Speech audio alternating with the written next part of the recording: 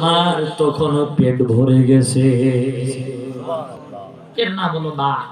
মা যদি দোয়া করে সংসারে অশান্তি, ব্যবসায় বরকত হয় না। রাসূল সাল্লাল্লাহু আলাইহি ওয়াসাল্লাম বলেন, মা বাবা দোয়া করলে টাকার টিপ দিলে টাকার গুলি মিস হতে পারে, পিতা মাতার দোয়া মিস হবে না।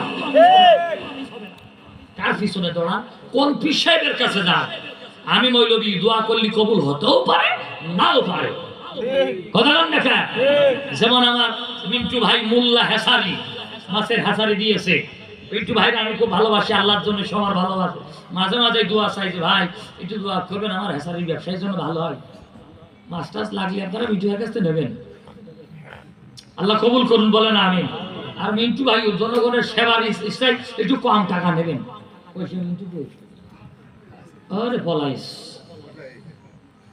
সম্মানিত ভাইরা, তাই মিন্টু ভাই বলি যে ভাই দোয়া আমার কাছ থেকে নিলি কবুল হতেও পারে না পারে, কিন্তু ভাই গিরানকে এটা দিয়ে দিচ্ছি, আব্বার মা যদি দোয়া করে এ দোয়া জীবনেও মিস যাবে না।